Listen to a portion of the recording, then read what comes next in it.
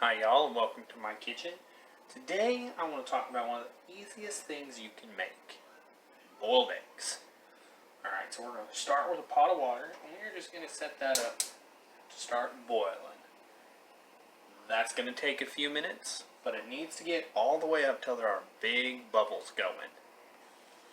Alright, so our water has finally come up to a boil. We are going to do just like pasta. We're going to add just a little bit of salt. Don't go using any of your fancy salts for stuff like this, because anything where the salt is going to dissolve, it's not worth it. Now we're going to do two different types of boiled eggs. I'm going to go ahead and use the spider strainer, but you can go ahead and use a slotted spoon to safely put your eggs into the water. We're going to take one more and just drop those in. Alright, so I'm going to go ahead and set my first timer for 6 minutes. When that timer goes off, we're going to take 2 eggs out and then set another timer for 2 more minutes. While this is working, we're going to go ahead and set us up some ice water for our eggs to cool down in once they're done boiling. Alright, so our first couple of eggs are almost ready to be pulled out of the boiling water. We have here our bowl of ice water. The ice water really is just so that the shells will cool down faster, making them more brittle, but also making them easier to handle. When the timer goes off, we're going to go ahead and put those eggs in here, and we're just going to let them sit for at least the amount of time they were in the boiling water for. That's going to help them cool off and be cool enough to handle, but it's also going to give them a few minutes to let the whites finish setting. Alright, so our timer is off. We're going to take our spider strainer. Once again, we're just going to take 2 of these eggs out. Alright, and we're just going to take them and put them right into that water. And let them set like that. We're going to go ahead and set our second timer for 2 more minutes. The eggs at 8 minutes are going to be closer to hard boiled than these are. And they're going to be different uses for both types of eggs.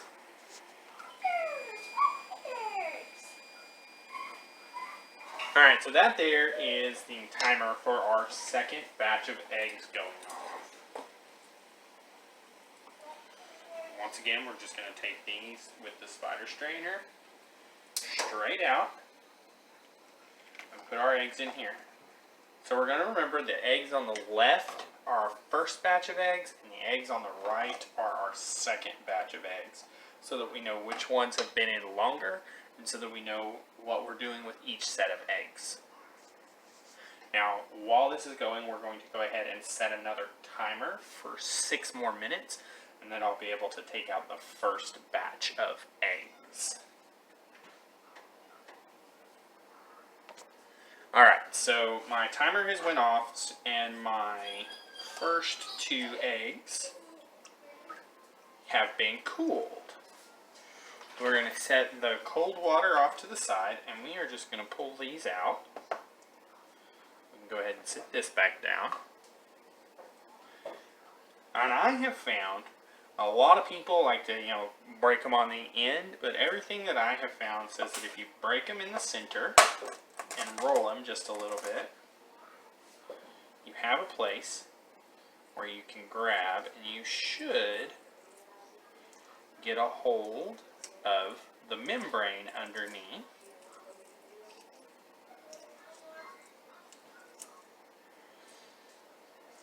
And it pulls right off pretty easily.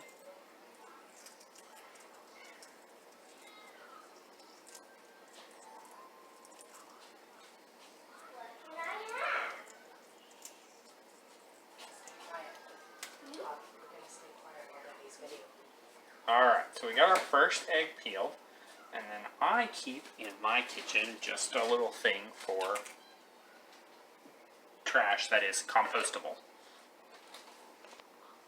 Alright, and just that quick, we have 2 peeled eggs. Now you'll be able to feel these. They are still slightly squishy. They're firm. They're done all the way. but they're slightly squishy so that the yolk is just a little softer than it would be hard-boiled. Now, because we're not going to use these right away, I'm going to go ahead and put these back into the water for our other 2 eggs. And then I'm going to go ahead and set another timer for 2 more minutes. Give those other 2 eggs a time to finish cooling. And we will be back. Alright, so our timer has gone off for our second set of eggs. We're going to go ahead and take these out and do exactly the same method for cracking as before. You want to lay them sideways. Put it, or take it in your hand like this, so you have the fat end and the pointy end. Put it in your hand, and you just want to crack it on your cutting board and roll it a little bit. I was a little too forceful that time, and it really cracked.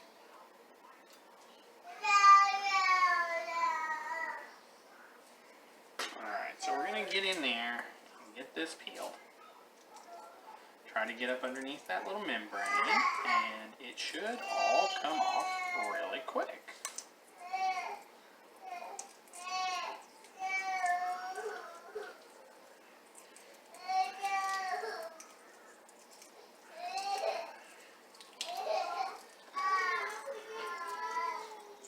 Alright.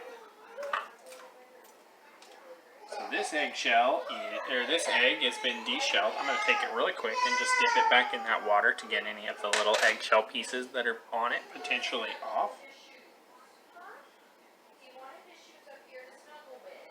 Alright, so if you look at this egg, it is slightly firmer, more than slightly firmer actually, so that yolk is going to be almost hard. These eggs, where they're a little bit harder, are only good for a few things. I tend to use these for deviled eggs or even for tuna. Also, they're just really good to snack on like this. Alright, so we have already started talking about our hard-boiled eggs. We're going to make deviled eggs with these, mostly because my wife and I absolutely love deviled eggs, and I have a really easy trick to making them, to make them taste really good. So the first thing, of course, you're going to want to do is slice them in half.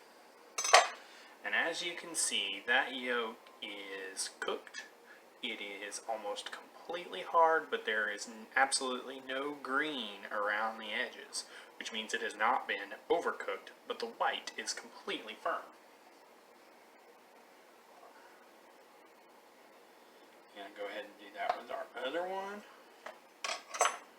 And we are in the same boat once again. So you're going to take a little bowl. Because I'm only doing 2 eggs, I'm using one of my 2-year-old's little cereal bowls. And take your spoon and just plop your yolks out.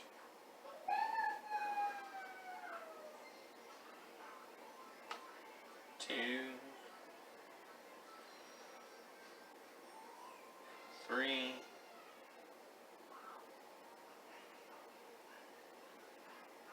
4. Alright.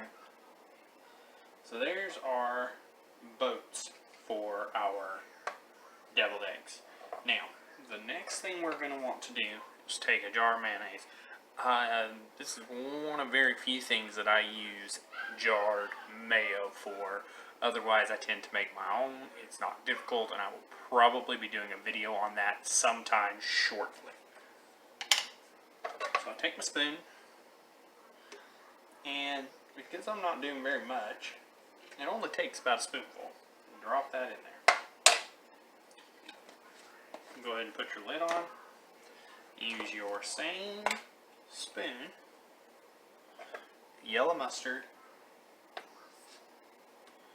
Yellow mustard is nice because it has little to no calories.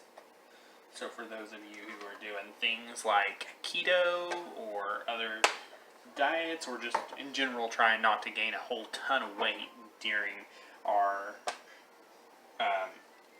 exile, so to say, you can use mustard to your heart's content. Now the next thing I'm going to give it is actually just a little bit of pickle juice. And it doesn't take much. I put just a little bit on there. Not even enough to fill up the whole spoon. We're going to close that up.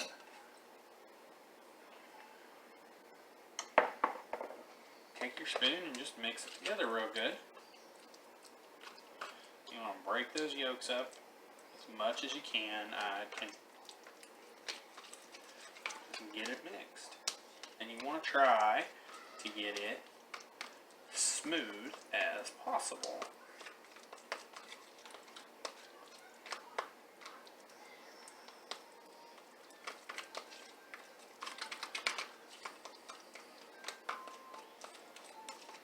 Now, once this is smooth, you don't really need to worry about salt, but if it's not salty enough for you, feel free to go ahead and add more, because I use the pickle brine, and pickle brine has salt in it. Most canned goods use salt as a preserving agent. You don't really need to add salt to this.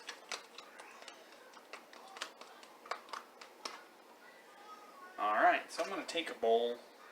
You've seen this bowl, a lot of this bowl on my screen already today. So we're going to just set our one egg in there. We're going to take our spoon and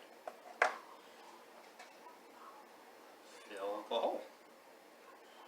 Now, if you are, for some reason, wanting to make these look really pretty, you can take a Ziploc baggie and push all of this down into one of the bottom corners, and then cut the tip off with a pair of kitchen scissors, and you will have yourselves a cheap disposable piping bag. Try to do that if I'm doing a lot of them, or if for some reason I need them to look pretty, like they're going onto a plate special for a birthday or something like that. 3. And last but not least, number 4. And you should use all or most of your filling this way. Give your filling a quick taste test. That's pretty good. But you could use some stuff. And there's a whole number of things you can put on top of your deviled eggs. Alright, so the most popular things to put on your deviled eggs in our house are, of course, just regular pepper. For me, a lot of people put just paprika on top of their deviled eggs. That's super common.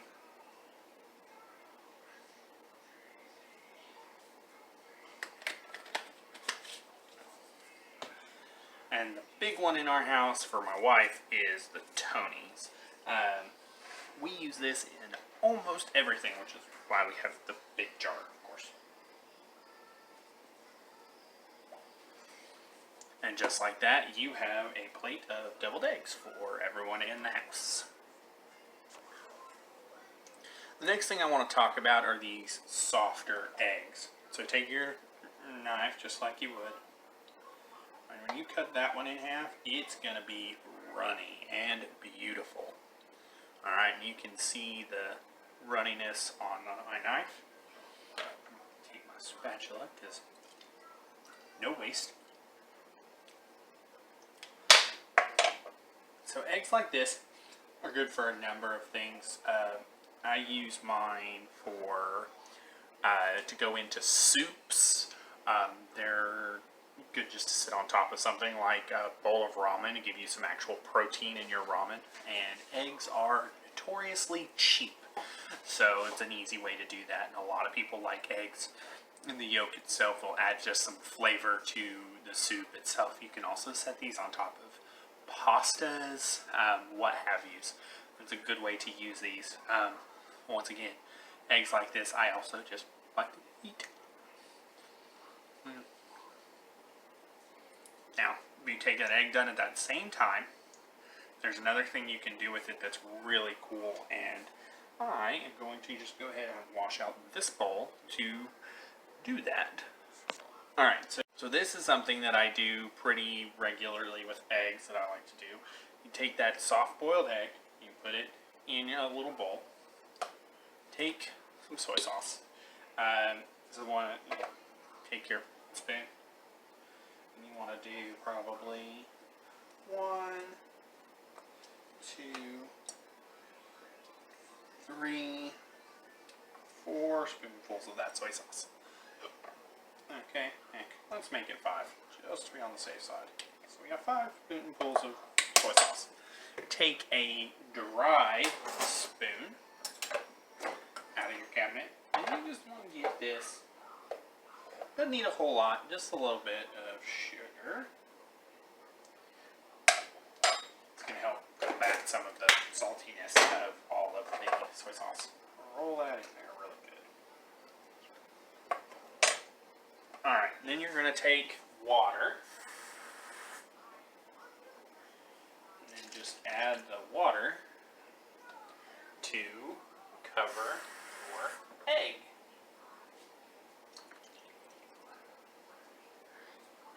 Alright. Give that a good mix to make sure all the sugar is dissolved in there. The soy sauce is going to be the salt you need in it, and the sugar is also going to help be like a preserver of sorts. Once you've got that in there, just take a little bit of plastic wrap, cover that up,